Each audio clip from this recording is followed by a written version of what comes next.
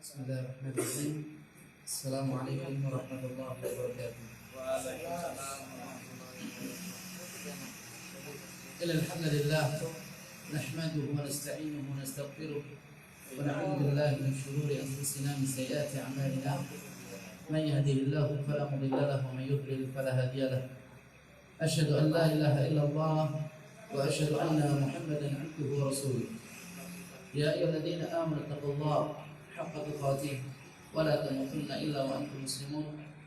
Ya ayyuhan nasu taqu rabbakum alladzi khalaqakum min nafsin wahidah wa khalaqa minha zawjaha wa batha minhuma rijalan katsiran wa nisaa'a wattaqullaha alladzi tasaaluna bihi wal arham innallaha kana 'alaykum raqiba. Ya ayyuhalladzina amanu taqullaha wa qulu qawlan sadida yuslih lakum a'malakum wa yaghfir lakum dhunubakum ومن يطع الله ورسوله فقد فاز فوزا عظيما. أما بعد فإن أصدق الحديث كتاب الله وخير الهدي هدي محمد صلى الله عليه وسلم وشر الأمور محدثاتها وكل محدثة بدعة وكل بدعة ضلالة وكل ضلالة في النار. Masyaallah muslimin, jamaah yang dirahmati Allah Subhanahu wa taala. Pertama-tama mari bersama-sama kita semua bersyukur kepada Allah atas limpahan rahmat, hidayah serta taufik dari Allah Subhanahu wa taala. Sampai saat ini kita masih bisa memeluk agama Islam, masih bisa mengamalkan sunnah Rasulullah sallallahu alaihi wasallam. Maka ini nikmat yang besar yang telah Allah berikan kepada kita semua. Maka tidak ada yang patut untuk kita ucapkan kecuali senantiasa bersyukur kepada Allah Subhanahu wa taala. Sehingga Allah mengatakan, "Wa ma bikum min ni'matin fa min Allah." Nikmat apa saja yang kalian dapatkan itu semua bersumber dari Allah Subhanahu wa taala. Bukan dari kecerdasan kita, bukan dari kekuatan kita, tetapi itu semua bersumber dari Allah Subhanahu wa taala. Masyaallah muslimin rahimani wa rahimakumullah. Insyaallah pada sore hari ini kita akan membahas berkaitan dengan masalah dakwah sunnah di tengah badai krisis. Dakwah sunnah yaitu dakwah yang didakwakan oleh Rasulullah sallallahu alaihi wasallam, dan insyaallah kita akan menjelaskan sedikit demi sedikit sehingga kita mendapatkan ilmu yang bermanfaat. Masyaallah muslimin rahimani rahimakumullah, dakwah salaf bukan dakwah yang baru. Bukan dakwah yang baru yang datang ke Indonesia atau ke negeri-negeri yang lainnya. Ini dakwah yang telah dibawa oleh Nabi kita Muhammad sallallahu alaihi wasallam dan juga para sahabat radhiyallahu anhum, sehingga mereka para sahabat merupakan orang-orang terbaik yang menemani Nabi Muhammad sallallahu alaihi wasallam, yang melihat langsung bagaimana wahyu turun kepada Nabi Muhammad sallallahu alaihi wasallam, sehingga mereka itu merupakan generasi terbaik, generasi utama, generasi terbaik terhadap umat ini.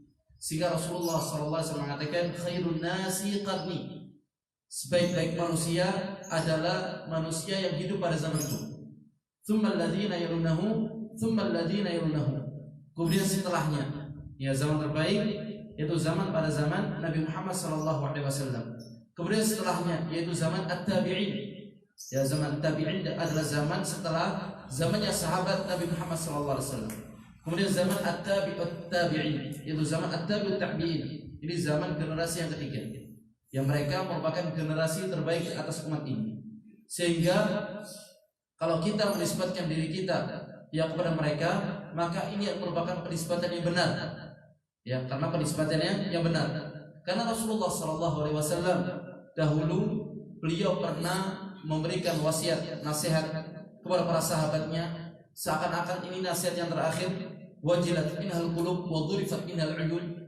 Nasihat yang bisa menggetarkan hati-hati mereka, dan nasihat yang bisa meneteskan air mata mereka, seakan-akan ini merupakan nasihat terakhirnya Nabi Muhammad SAW. Rasul pernah mengatakan, alaikum bisunnati, hendaklah kalian itu berpegang teguh dengan sunnah. Alaikum bisunnati wa sunnatil khulafa'ir rasyidin al-mahdiyyin, dan juga sunnahnya para al-khulafa'ir rasyidin, yaitu Abu Bakar Siddiq radhiyallahu ta'ala anhu, kemudian Umar bin Khattab radhiyallahu ta'ala anhu, kemudian Utsman bin Affan radhiyallahu ta'ala anhu, dan juga Ali bin Abi Thalib radhiyallahu ta'ala anhu. Al-Mahdiyyin, mereka merupakan orang-orang yang telah diberikan petunjuk oleh Allah Subhanahu wa taala. Fa innahu man ya'ish minkum fasayara ikhtilafan katsiran. Karena di antara kalian yang akan hidup setelah peninggalan Nabi Muhammad SAW akan melihat perselisihan yang banyak. Ya, banyak sekali perselisihan yang mereka menyelisihi sunnah Nabi Muhammad SAW, bahkan menyelisihi agama Islam itu sendiri. Sehingga Rasulullah SAW memberikan obatnya, memberikan solusinya bagi mereka yang ingin selamat. Ya, bagi mereka yang ingin selamat di jalan ini. Karena Rasulullah SAW mengatakan, wa alaikum bisunnati wa sunnatil khulafa'ir rasyidin al-mahdiyyin tamassaku biha wa 'addu 'alaiha bin nawajid. Hendaklah kalian itu berpegang teguh dengan sunnahnya Rasulullah SAW dan sunnahnya para sahabat, dan gigitlah dengan gigi geraham kalian. Ya, sehingga Rasulullah SAW memberikan permisalan dengan gigi geraham. Ini menunjukkan kita harus berpegang teguh dengan sunnahnya Nabi Muhammad SAW. Ya, karena banyak sekali perselisihan setelah kehidupannya Nabi Muhammad SAW. Masyaallah muslimin rahimani wa rahimakumullah. Sekarang kita akan membahas definisi salaf. Kita sering mendengar makna salaf, tetapi kita tidak mengetahui apa yang dimaksud dengan salaf. Secara bahasa, salaf itu artinya adalah pendahulu. Ya, pendahulu orang-orang yang hidup sebelum kita.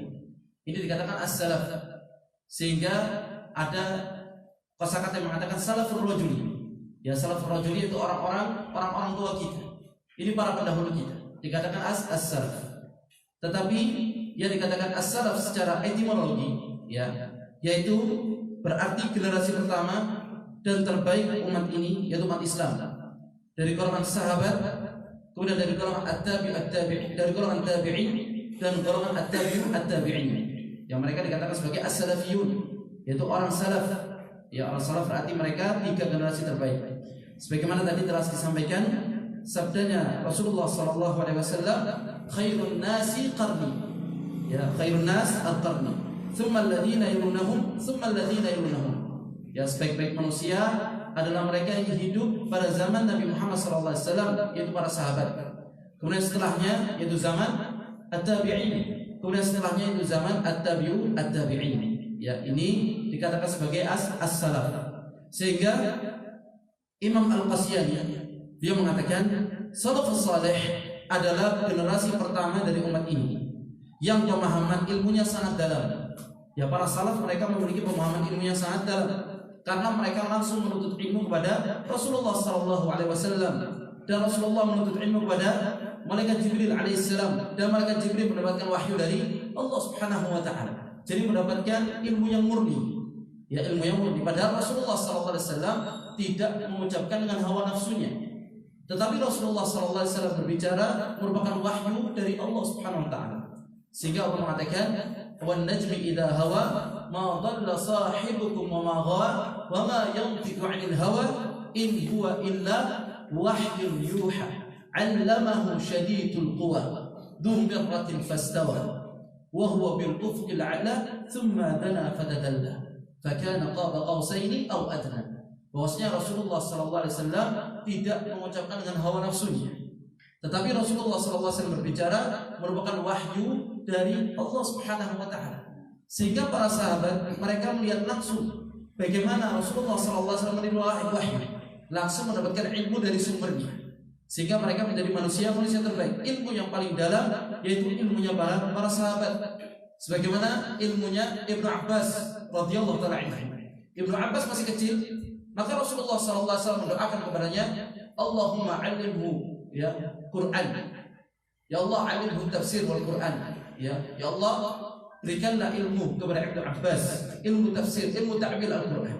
Sehingga ketika Ibnu Abbas besar, maka semua tafsir itu kembali kepada Ibnu Abbas radhiyallahu taala anhu. Ya, karena mereka orang-orang yang paling paham tentang bagaimana Allah Subhanahu wa taala memberikan wahyu kepada Nabi Muhammad SAW. Yang pemahaman ilmunya sangat dalam, yang mengikuti petunjuk Nabi Muhammad SAW. Mereka merupakan orang-orang yang sangat taat kepada perintah Nabi Muhammad SAW. Mereka tidak menyelisihi. Ketika seseorang menyelisihi perintah Nabi Muhammad SAW atau petunjuk Nabi Muhammad SAW, yang ada hanya kekacauan, musibah, dan kekalahan ketika perang. Contohnya saja ketika Rasulullah SAW pada perang Uhud, ya, pada perang Uhud. Ketika perang Uhud Rasulullah SAW berdarah, bahkan di antara gigi geraham Rasulullah SAW ada yang lepas, sehingga apa yang menyebabkan mereka kalah ketika di perang Uhud? Ya, padahal pada saat itu mereka sangat kuat sekali, dan ada di antara, ya, pasukannya Nabi Muhammad SAW di Bukit Terima yang dia memegang panah, sehingga mereka mengira bahwasanya saat itu mereka mendapatkan kemenangan yang besar. Padahal Rasulullah SAW pernah mengatakan, ya, kepada pasukan pemanahnya, jangan kalian turun, ya, jangan sekali-kali kalian turun ke bawah sampai ketika perang telah usai. Ya, perang telah usai, maka kalian turun ke bawah. Maka di antara para sahabat Nabi Muhammad SAW, ketika mereka melihat, ya, bahwasanya mereka telah mendapatkan kemenangan, dan di antara pasukan kaum kufar mereka sudah lari dari tempatnya, maka mereka turun ke bawah untuk mengambil ghanimah. Ya, ini di antara ujian orang ketika berperang. Ya, adanya ghanimah, harta rampasan perang. Ya, sehingga mereka turun ke bawah untuk mengambil ghanimah. Tetapi di sana ada pasukan Khalid bin Walid, ya, dari belakang yang menghancurkan mereka, sehingga mereka kalah, dan bahkan Rasulullah SAW, ya, berdarah dan gigi geram Rasulullah SAW lepas. Ya, ini menunjukkan bahwasanya ketika seorang dia menyelisihi perintah Nabi Muhammad SAW, maka mereka akan mendapatkan kekalahan. Sebagaimana firman Allah di dalam surat An-Nur yang terakhir, Allah mengatakan, "Falyahdharil ladzina yukhalifuna an amrihi an tusibahum fitnatun aw yusibahum adzabun alim." Hendaklah berhati-hati orang-orang yang dia menyelisihi jalannya Nabi Muhammad SAW, entah mereka itu akan mendapatkan fitnah, ujian yang besar, ataukah mereka akan mendapatkan azab yang pedih dari Allah Subhanahu wa taala. Ketika Rasulullah SAW meninggal, ya, dan Rasulullah SAW sebelum meninggal telah menetapkan pasukan-pasukan perang yang akan diutus oleh Rasulullah SAW. Sehingga salah seorang sahabat datang kepada Abu Bakar As-Siddiq radhiyallahu anhu. Ya, beliau mengabarkan bahwasanya ada pasukan kaum Quraisy yang mereka akan masuk ke kota Madinah, ya, untuk memerangi kaum muslimin, yang memerangi pasukannya Abu Bakar As-Siddiq radhiyallahu anhu. Kita ini butuh pasukan. Ya, kita membutuhkan pasukan. Maka wahai Abu Bakar, pulangkanlah pasukan yang telah diutus oleh Rasulullah SAW. Atau apabila engkau tidak memulangkan, maka gantilah panglima. Ya, karena panglimanya masih kecil. Maka Abu Bakar Siddiq radhiyallahu anhu telah mengetahui rahasia bagaimana Allah SWT akan memberikan kemenangan, ya, bagaimana Allah SWT akan memberikan pertolongan kepadanya, yaitu dengan mentaati perintah Rasulullah SAW. Ketika beliau hidup, bahkan setelah mati, Abu Bakar Siddiq radhiyallahu anhu masih taat kepada perintah Rasulullah SAW. Maka Abu Bakar mengatakan, demi Allah, saya tidak akan pernah mengganti pasukan bendera yang telah disusun oleh Rasulullah SAW. Ya, karena kemenangan itu bersumber dari Allah Subhanahu wa taala. Kalau kita melihat di dalam Al-Qur'an, kata-kata nasrun, ya, kata-kata pertolongan, itu semua dinisbatkan kepada Allah. Sebagaimana Allah mengatakan, idza jaa nasrullah, ketika datang pertolongan Allah. Dan juga Allah mengatakan, wa man nasru illa min indillah. Tidak ada pertolongan kecuali semua bersumber dari Allah Subhanahu wa taala. Dan juga Allah mengatakan, nasrun minallah wa fathun qarib. Ya, pertolongan datangnya dari Allah dan fathun qarib, yaitu penaklukan. Ya, penaklukan kota Makkah yang sangat dekat.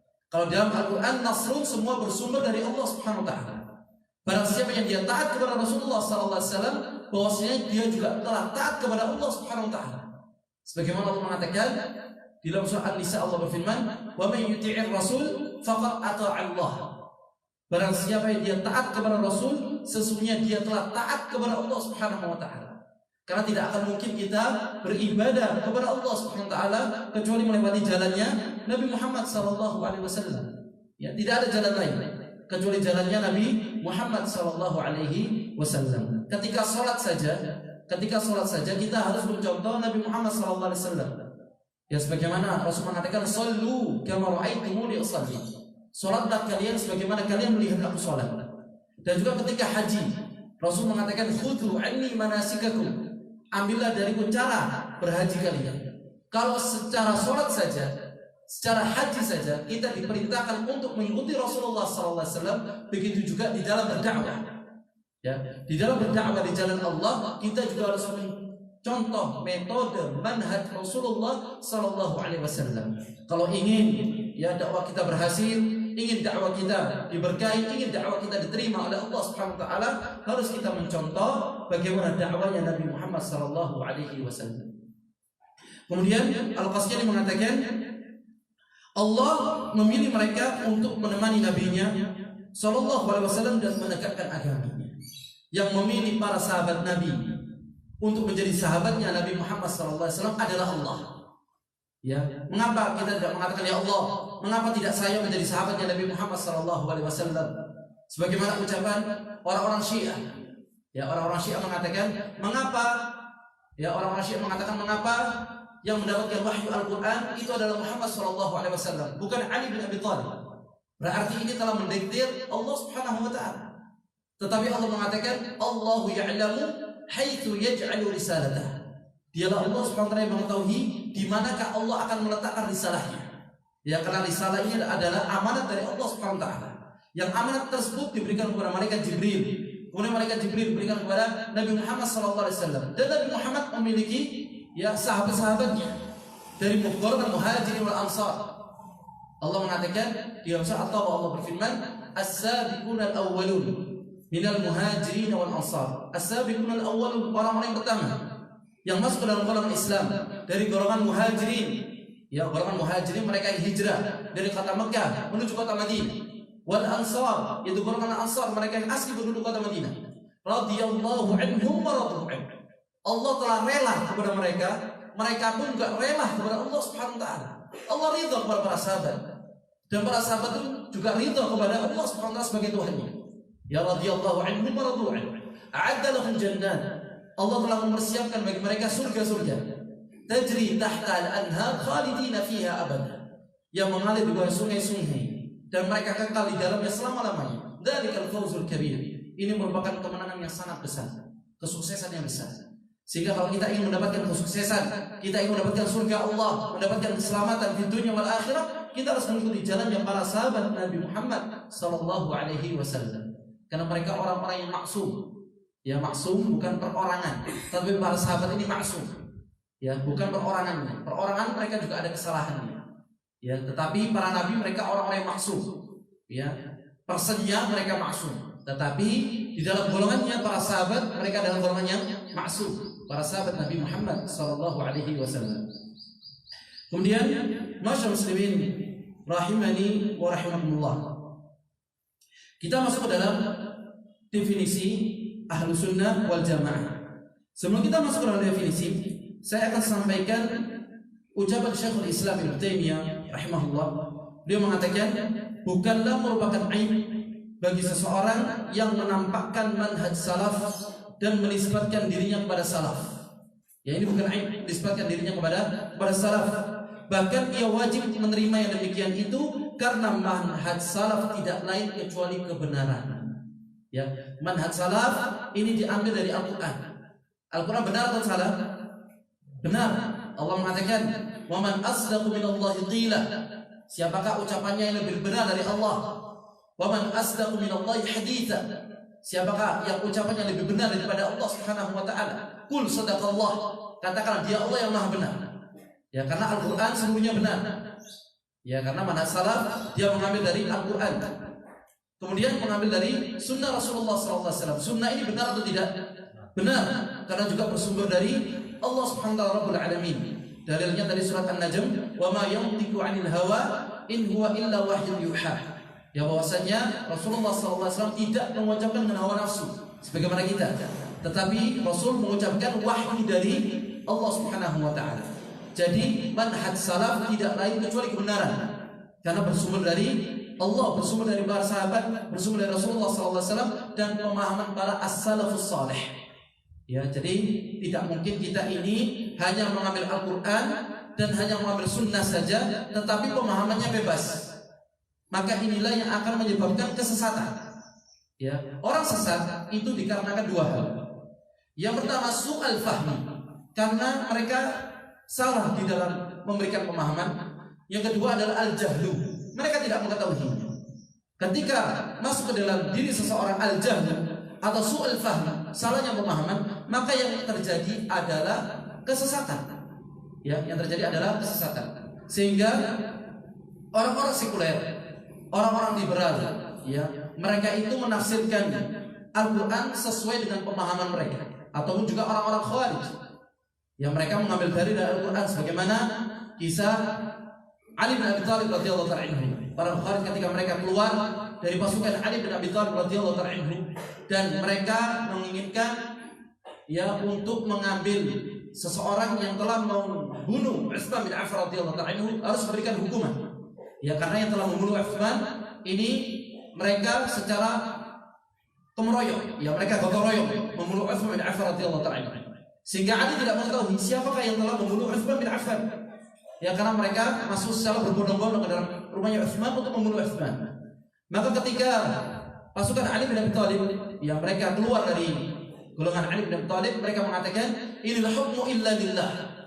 Ya, bahwasanya hukum ini kecuali hukum bersumber dari Allah Subhanahu wa taala.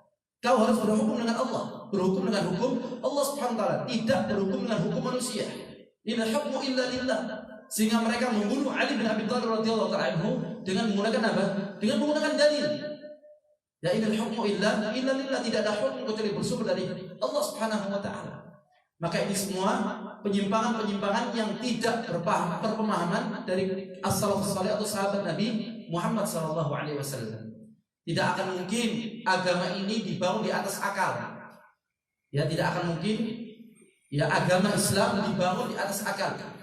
Sehingga Ali bin Abi Thalib radhiyallahu ta'ala anhu, dia pernah mengatakan, "Lau kana ad-dinu bir-ra'y." Apabila agama itu dibangun di atas akal, la kana asfalu huffi ahaqqu bi mas'ihi min 'alaha. Apabila agama dibangun di atas akal, maka yang berhak dibasuh ketika seorang dia perjalanan dan menggunakan sepatunya dan dia ingin berwudu, ingin melaksanakan sholat, maka yang berhak untuk dibasuh itu adalah bawahnya, bukan atasnya. Ya, sehingga Ali mengatakan apabila agama menggunakan akal, maka yang berhak dibasuh adalah bawahnya, bukan akalnya, bukan atasnya. Tetapi Rasulullah SAW telah mengajarkan kepada kita, ketika seorang dia melaksanakan perjalanan dan menggunakan terompa sepatunya, maka yang berhak dibasuh adalah atasnya. Ini menunjukkan bahwasanya agama tidak bisa menggunakan akal. Dan juga mereka mengatakan bahwasanya agama ini semua sama. Ya, padahal Allah mengatakan inna ad-dina 'indallahi al-Islam. Ya, Allah mengatakan Islam, bahwasanya agama ini yang diridhai di sisi Allah hanyalah agama Islam, tidak ada agama yang lain, tidak ada pengecualian. Ya, inna ad-dina 'indallah al-Islam. Di dalam surat Al-Imran Allah mengatakan.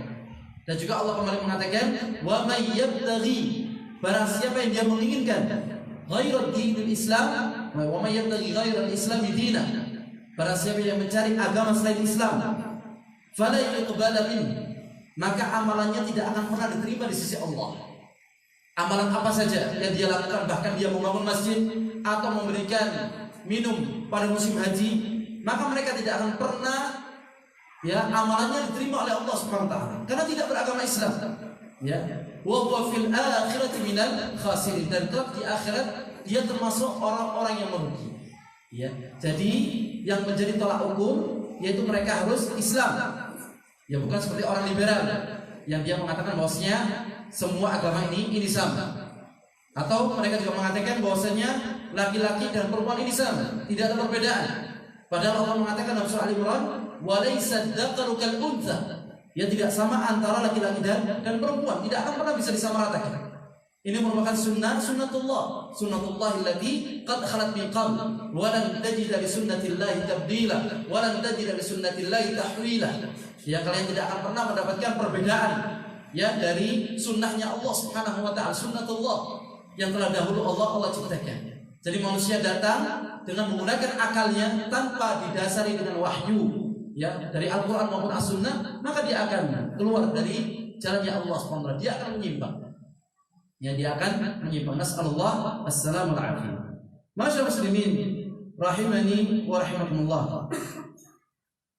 Kita masuk kepada ahlu sunnah wal jamaah. Makna ahlu sunnah wal jamaah. Kita masuk ke dalam makna as-sunnah. Ya, as-sunnah secara bahasa artinya adalah jalan atau cara. jalan atau cara, baik atau buruk, ini namanya sunnah secara bahasa. Tetapi secara istilah artinya adalah petunjuk yang telah ditunjukkan kepada Rasulullah SAW dan para sahabatnya, baik tentang ilmu, tentang i'tiqad, ya keyakinan akidah, ataupun tentang perkataan maupun perbuatan. Ini dikatakan sebagai as-sunnah. Demikian adalah as-sunnah yang wajib kita ikuti. Yang wajib kita ikuti adalah sunnah yang telah disebutkan oleh para ulama. Sehingga pengertian as-sunnah yang telah dikatakan oleh Imam Ibnu Rajab rahimahullah, dia mengatakan as-sunnah ialah jalan yang ia tempuh, mencakup di dalamnya berpegang teguh kepada apa saja yang telah dilaksanakan oleh Nabi Muhammad SAW dan para khalifahnya, ya, yang terpimpin dan lurus, berupa i'tiqad, berupa keyakinan. Ya, berupa keyakinan. Sunnah itu bukan hanya sesuai dengan keyakinan saja, ya, sesuai dengan keyakinan, i'tiqad, perkataannya, perbuatannya. Itulah sunnah yang sempurna, ya. Oleh karena itu, generasi salaf terdahulu tidak menamakan as-sunnah kecuali kepada apa saja yang mencakup tiga aspek tersebut, ya, keyakinan, i'tiqad, kemudian ucapan maupun perbuatan. Ini dikatakan sebagai as-sunnah. Sedangkan sebagai al-jamaah, kita sekarang mengatakan al-jamaah. Jamaah karena mereka bersatu di atas kebenaran. Ya, bersatu di atas kebenaran. Karena Rasulullah SAW mengatakan, la yajtami'u ummati 'ala dhalalah. Tidak akan mungkin umatku itu dia bersatu di atas kesesatan. Sehingga ada ijma'ul ulama, yaitu ijma'nya para ulama, mayoritas ulama. Maka mereka ini dikatakan al-jamaah, di atas kebenaran, bukan di atas kesesatan. Dan sebagaimana Allah mengatakan, wa ta'awanu 'alal birri wat taqwa. Ya, kalian ini saling tolong-menolong di dalam kebaikan dan ketakwaan. Wa la ta'awanu 'alal itsmi wal 'udwan. Ya, janganlah kalian tolong-menolong di atas dosa dan di atas permusuhan. Karena Islam tidak mengajarkan permusuhan. Ya, mungkin kita benci, kita boleh cinta kepada seorang karena Allah dan benci juga karena Allah Subhanahu wa taala. Karena ini tadi keimanan. Ya, tetapi kalau permusuhan di dalamnya, maka ini bukan termasuk Ahlus Sunnah wal Jamaah. Karena Ahlus Sunnah wal Jamaah dia berada di atas kebenaran. Ya. Tidak mau berpecah belah di dalam urusan agama. Berkumpul di bawah kepemimpinan para imam yang mereka berpegang teguh kepada al-haq, kebenaran, tidak mau keluar dari al-jamaah dan mengikuti apa yang telah menjadi kesepakatan as-salaful ummah. Sekarang kita mengatakan, Ustaz, bagaimana kalau memang al-jamaah itu hanya sedikit? Ya, biasanya kita mengatakan al-jamaah ini perkumpulan yang banyak. Tetapi para ulama mengatakan di antara makna al-jamaah, sebagaimana dikatakan oleh Imam Ibnu Mas'ud radhiyallahu ta'ala anhu, dia mengatakan al-jamaah ma wafaqal haq wa in kunta wahdak. Al-jamaah yaitu seseorang yang dia sesuai dengan kebenaran, sesuai dengan Al-Quran dan As-Sunnah, sesuai dengan pahaman para as-salaful ummah, wa in kunta wahdak, meskipun engkau seorang diri. Ya, kita hanya sendirian, tetapi al-jamaah bisa dikatakan sebagai al-jamaah karena kita mengikuti petunjuk, ya, Nabi Muhammad SAW dan para sahabatnya. Bisa dikatakan sebagai al-jamaah. Dan juga at-ta'ifatul mansurah. Rasulullah SAW bersabda, Ahlussunnah wal Jamaah dikatakan sebagai at-ta'ifah al-mansurah, yaitu golongan yang pasti ditolong oleh Allah Subhanahu wa taala, mansurah. Rasul mengatakan, la tazalu ummati ummatun qa'imatun bi amrillah, bahwasanya senantiasa ada golongan dari umatku yang selalu menegakkan perintah Allah. Mereka selalu taat kepada perintah Allah. La yadurru man khadalahum, tidak akan pernah memudaratkan mereka orang-orang yang menyelisih mereka. Wala man khalafahum hatta ya'ti amrullah wa hum 'ala dzalik. Meskipun ketika datang perintah Allah, yaitu datang ajal mereka, ya, datang kematian mereka, wa hum 'ala dzalik, mereka pun masih di atas as-sunnah. Di atas as-sunnah. Dan juga Imam Ibnu Abbas radhiyallahu ta'ala anhu, mereka mengatakan at-tariqu ila Allah tawil. Perjalanan menuju Allah ini perjalanan yang sangat panjang. Wa nahnu namshi kasulahfa. Kita berjalan ini seperti halnya kura-kura. Kita tidak akan pernah mendapati kura-kura yang dia berjalan cepat. Ya, kura-kura ini berjalan pelan-pelan tetapi di jalurnya. Wa nahnu namshi kasulahfa. Wa laysatil ghayatu an nasila ila nihayatil tariq.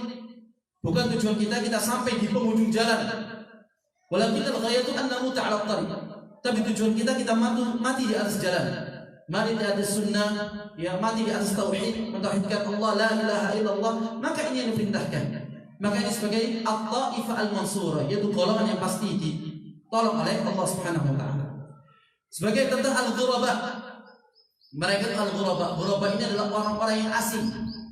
Ya, kita ini memang diperintahkan oleh Rasulullah SAW untuk menjadi orang yang asing, tidak terkenal. Ya, sebagaimana Rasulullah SAW pernah memberikan nasihatnya kepada Ibnu Umar radhiyallahu taala anhu. Rasul mengatakan, "Kun fid dunya ka'annaka gharib aw 'abir sabil." Jadilah kalian di dunia sebagai orang asing atau seseorang yang telah melakukan perjalanan. Ya, jadi di dunia sebagai orang asing atau orang yang sedang melakukan perjalanan. Wa idza asbahta fala tanqatil al-masa. Ketika kalian berada di waktu pagi, jangan menunggu waktu sore. Ya, nanti saja saya akan melaksanakan amalannya nanti sore. Jangan menunda amal. Wa idza amsayta fala tantadhir as-sabah. Ketika kita berada di waktu sore, jangan menunggu waktu pagi. Kita amalkan, kita istiqamah. Khudh min sihatika limardati. Maka manfaatkanlah waktu sehat kita sebelum datang waktu sakit. Wa khudh bi hayatik limautik. Maka manfaatkanlah waktu hidup kita sebelum datang kematian kita. Maka ini dikatakan sebagai al-gharib, ya, orang-orang yang asing. Bagaimana orang yang asing? Maka Rasulullah SAW mengatakan, yabda'ul Islam ghariban. Bahwasanya Islam ini bermula dahulu pada zamannya Rasulullah SAW gharib, sedikit sekali yang masuk dalam agama Islam, sebagaimana Bilal bin Rabah radhiyallahu ta'ala anhu, Ammar bin Yasir radhiyallahu ta'ala anhu, dari sahabat-sahabat yang lemah yang masuk dalam Islam. Islam dimulai dari gharib, wa sayaudu ghariban kama bada'a, dan kelak Islam itu akan kembali gharib lagi sebagaimana permulaannya. Fatuba lil ghuraba, maka berbanggalah, ya, berbahagialah orang-orang yang dia dalam keadaan asing. Siapakah orang-orang yang asing? Sehingga Rasulullah SAW mengatakan, unasun salihuna fi unasin su'id kathirin, yaitu orang-orang yang soleh, manusia soleh yang mereka berada di antara, ya, golongan orang-orang yang rusak. Dia orang yang soleh, tapi sekitarnya orang-orang yang rusak. Ini orang yang gharib. Banyak orang yang dia maksiatinya lebih banyak daripada orang yang mentaatinya. Ya, unasun salihuna fi unasin su'id kathirin, man ya'sihim akthar mimman yuti'uhu. Orang yang bermaksiat kepadanya, orang yang menyelisihinya lebih banyak daripada orang yang taat kepadanya. Ini dikatakan sebagai orang yang gharib. Dan juga Rasul mengatakan, alladzina yuslihuna 'inda fasadin nas, yaitu orang-orang yang berusaha memperbaiki ketika manusia dalam keadaan rusak. Yang manusia rusak akidahnya, rusak akhlaknya, rusak tutur katanya, maka dia datang, orang yang gharib, dia datang untuk memberikan perbaikan. Yang maka ini dikatakan sebagai orang yang gharib, alladzina yuslihuna 'inda fasadin nas, yaitu orang yang dia membuat, ya, perbaikan ketika manusia dalam keadaan rusak. Kemudian masyarakat muslimin rahimani rahimakumullah, apakah yang dimaksud dengan sejarah Ahlus Sunnah wal Jamaah? Kita harus mengetahui sejarahnya. Maka Ahlus Sunnah wal Jamaah ini diambil, ya, dari firman Allah Subhanahu wa taala di dalam surat Al-Imran ayat yang ke-106. Ya, Al-Imran ayat yang ke-106. Allah mengatakan, yauma tabyaddu wujuh wa taswaddu wujuh. Hari ketika wajah mereka itu menjadi hitam pekat, dan hari ketika wajah mereka menjadi putih bersinar. Jadi ada dua golongan pada hari kiamat. Yauma tabyaddu wujuh wa taswaddu wujuh. Fa ammal ladzina tabyaddu wujuhum fa bi rahmatillah. Sedangkan orang-orang yang dia wajahnya putih bersinar, mereka di dalam rahmat Allah. Sedangkan orang-orang yang dia, ya, iswadat wujuhum akafartum ba'da imanikum, ya, jadi orang yang dia mukanya hitam pekat pada hari kiamat, maka Allah katakan akafartum ba'da imanikum, apakah kalian kufur setelah kalian beriman? Fadhuqul 'adzab bima kuntum takfurun, ya, maka rasakanlah adab atas apa yang telah kalian kufurkan. Maka di sini Imam bin Abbas, ya, radhiyallahu ta'ala anhu, dia mengatakan, adapun orang-orang yang putih wajahnya, ya, pada hari kiamat orang yang putih wajahnya, mereka hum ahlus sunnah. Mereka itu adalah ahlus sunnah. Sedangkan orang-orang yang hitam wajahnya pada hari kiamat, hum ahlul bid'ah. Ya, mereka itu adalah ahlul bid'ah yang suka membuat hal-hal yang baru di dalam agama. Maka ini dikatakan sebagai orang iswaddat wujuh, orang yang hitam wajahnya pada hari kiamat. Masyaallah muslimin rahimani rahimakumullah. banyak sekali istilah Ahlus Sunnah wal Jamaah yang telah digunakan oleh para ulama salaf rahimahullah. Sebagai contoh yaitu Syekh Ayyub Asy-Syinkitani, dia mengatakan, apabila aku diberitahu tentang meninggalnya seseorang dari Ahlus Sunnah, maka seolah-olah hilang salah satu anggota tubuhku. Ya. Jadi ada yang satu hilang dari golongan Ahlus Sunnah, maka seakan-akan telah hilang dari salah satu anggota tubuhku. Dan juga Sufyan Ats-Tsauri rahimahullah, dia mengatakan, aku wasiatkan kalian untuk tetap berpegang teguh kepada Ahlus Sunnah wal Jamaah dengan baik, karena mereka adalah al-ghuraba, yang mereka adalah orang-orang yang asing. Alangkah sedikitnya Ahlus Sunnah wal Jamaah. Ya, alangkah sedikitnya Ahlus Sunnah wal Jamaah. Dan juga beliau mengatakan, apabila kalian, ini pada tahun 2 itu, apabila kalian telah mendapati seorang Ahlus Sunnah wal Jamaah, maka berikanlah salam kepadanya. Ya, Sufyan Ats-Tsauri, kalian bertemu dengan Ahlus Sunnah, sampaikan salam kepadanya. Ini menunjukkan sangat sedikitnya Ahlus Sunnah. Ini pada zamannya Sufyan Ats-Tsauri rahimahullah. Dan banyak sekali di antara ucapan-ucapan ulama-ulama salaf.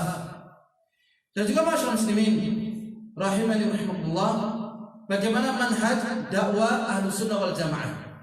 Ya, kita masuk ke dalam retorika dakwah. Yang dimaksud dengan dakwah yaitu mengajak manusia untuk beriman kepada Allah. Ini namanya dakwah. Mengajak manusia untuk beriman kepada Allah, mengimani apa yang dibawa oleh Rasulullah sallallahu alaihi wasallam, yaitu Al-Qur'an maupun Sunnah, dan membenarkan apa yang dikabarkan kepada manusia.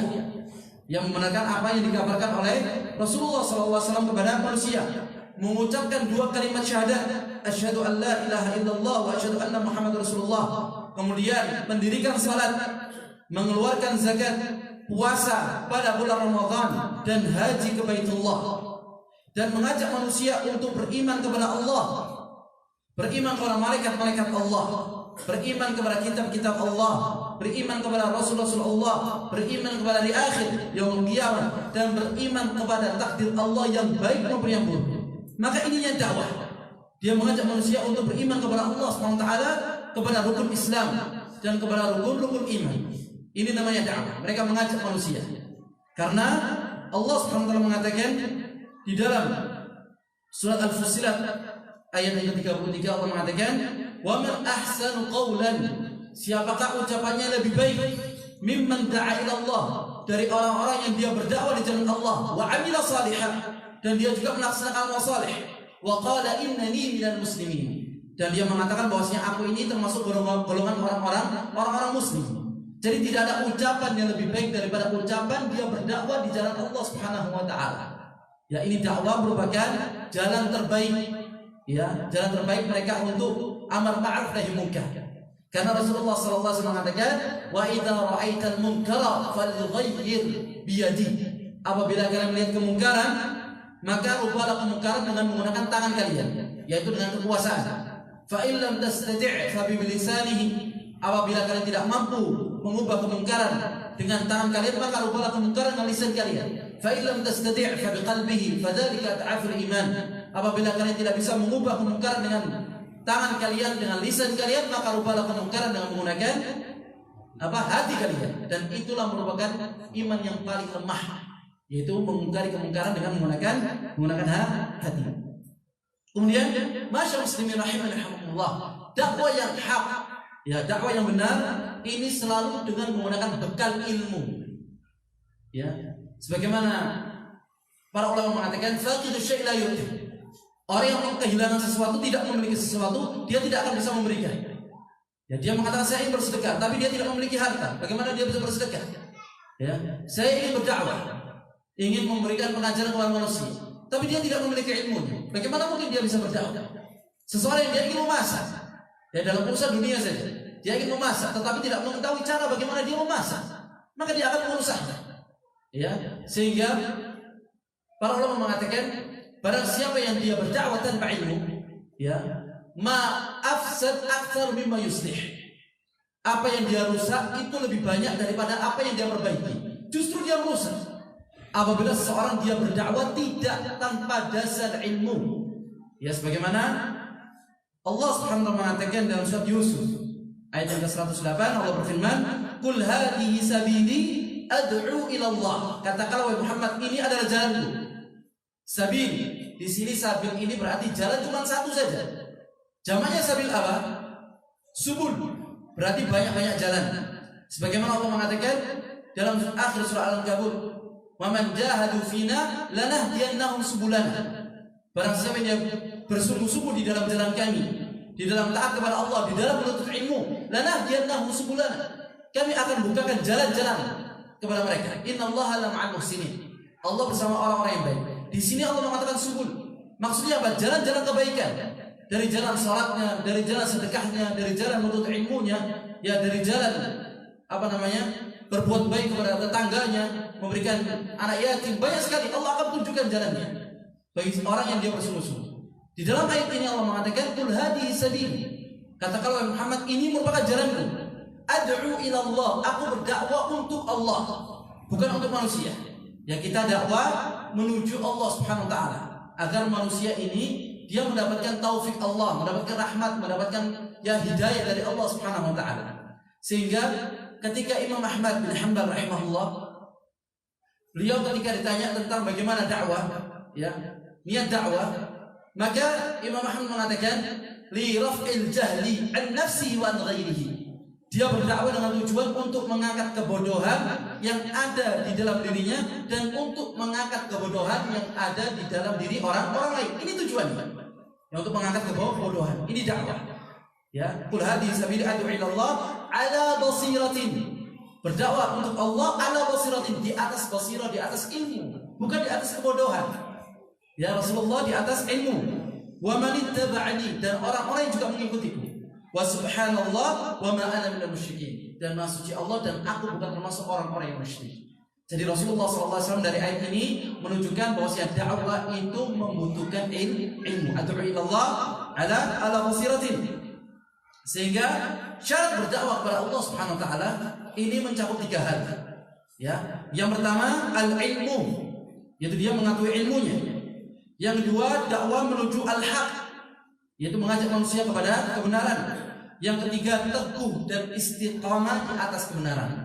Ya, teguh dan istiqamah di atas kebenaran. Karena banyak sekali orang-orang yang dia dahulunya dakwah di atas sunnah, di atas manhaj salaful ummah, maka sedikit demi sedikit dia melenceng.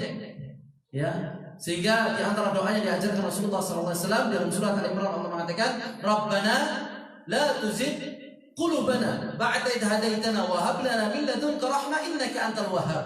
Ya Allah, janganlah Engkau palingkan diri kami setelah Engkau memberikan petunjuk kepada kami. Ya, wa hab lana min ladunka rahmah, dan berikanlah rahmat kepada kami. Innaka antal wahhab. Ya, bahwasanya Engkau merupakan zat yang memberikan rahmatnya, Al-Wahhab. Ya, jadi dakwah ini membutuhkan ilmu. Sebagaimana firman Allah Subhanahu wa taala dalam surat Al-Fat, ayat yang ke-28, Allah mengatakan, "Huwallazi arsala rasulahu bil huda." Dialah Allah yang telah mengutus nabinya dengan huda, petunjuk, wa dinil haq, dan agama yang benar, liyudhhirahu 'ala dini kulli, untuk menunjukkan kepada seluruh agama, walau karihal musyrikun, meskipun orang-orang musyrik dia membencinya. Di sini Allah mengatakan huwallazi arsala rasulahu bil huda. Al-huda merupakan al-ilmu. Ya, al-huda wa dinil haq. Ad-dinil haq merupakan amal saleh. Jadi ilmu dan juga amal saleh untuk menunjukkan di atas seluruh agama, meskipun orang-orang kafir, orang-orang musyrik mereka membencinya. Ya. Kemudian, masyaallah muslimin rahimani wa rahimakumullah. Sisa berapa menit lagi? Semua ada ya. Saya sampaikan satu ayat lagi, ya. Kemudian kita tutup. Insyaallah akan kita lanjutkan nanti setelah pada tarawih. Insyaallah. Al-Sunnah wal Jamaah berdakwah mengajak manusia ke jalan dengan hikmah. Ya, jalannya dengan hikmah. Tidak ada jalan yang lain. Hikmah ini dengan santun, dengan lembut. Ini dakwanya Al-Sunnah wal Jamaah. Ya, tidak ada dakwah secara keras yang menghardik, melaknat, membenci, dengan kata-kata yang kotor. Maka ini bukan termasuk di antara dakwah Al-Sunnah wal Jamaah. Ya, sebagaimana Allah mengatakan di dalam surat An-Nahl ayat yang ke-125. Ini landasan kita di dalam berdakwah. Allah mengatakan ud'u ila sabili rabbik bil hikmah. Berdakwahlah kalian ke dalam jalan Tuhanmu dengan hikmah. Ini yang pertama. Kemudian yang kedua, wal mau'idatil hasanah, dan dengan mau'idah, ancaman, nasihat dengan cara yang baik. Wajadilhum billati hiya ahsan, dan berjidallah, berdebatlah dengan dia dengan cara yang baik. Di sini Rasulullah Allah Subhanahu wa taala hanya memberikan 3 pilihan kepada Nabi Muhammad SAW untuk berdakwah. Apabila keluar dari 3 jalan ini, maka bukan dakwah dari Allah atau bukan dari Rasulullah SAW. Yang pertama, bil hikmah, dengan cara yang hikmah, yaitu kepada orang-orang yang awam, yang mereka tidak mengenal sunnah, tidak mengenal Islam, yang mereka jauh dari agama Islam, yang hanya Islam KTP saja misalkan, ya, sholat hanya ikut-ikutan saja, maka kita berdakwah kepadanya dengan cara yang hikmah, lembut. Kita sampaikan dengan cara yang lembut. Ini yang pertama. Kemudian yang kedua, mau'idatul hasan, yaitu memberikan ancaman dengan cara yang baik pula, yaitu kepada orang-orang yang banyak maksiat, yang sukanya berzina, minum khamar, makan harta riba, yang dia jauh dari ketaatan kepada Allah Subhanahu wa taala. Maka ini kita memberikan mau'idatul hasan tentang ayat-ayat neraka, bagaimana ancaman-ancaman yang telah diberikan oleh Allah Subhanahu wa taala, bagaimana panasnya api neraka, bagaimana panjangnya perjalanan menuju sirat, perjalanan hari kiamat, azab kubur. Maka ini mau'idatul hasan. Ya. Kemudian ketiga, wajadilhum billati ahsan, dan berjidal, berdebat dengan dia dengan cara yang baik. Bukan debat dengan mengebrang meja dengan suara yang tinggi, maka itu bukan orang yang debat. Tapi Allah mengatakan wajadilhum billati ahsan. Ya, berjidal dengan cara yang baik, yaitu kepada orang-orang yang dia paham tentang masalah agama tetapi ngeyel biasanya. Ya, maka ini wajadilhum billati ahsan, berdebat ya dengan cara yang baik, dan ini khusus orang-orang yang berilmu, yang dia paham tentang ilmu. Ya, insyaallah nanti akan kita lanjutkan ya setelah salat tarawih. Insyaallah kita tutup kafaratul majlis. Subhanakallahumma wa bihamdika asyhadu an la ilaha illa anta astaghfiruka wa atubu ilaik. Assalamualaikum warahmatullahi wabarakatuh.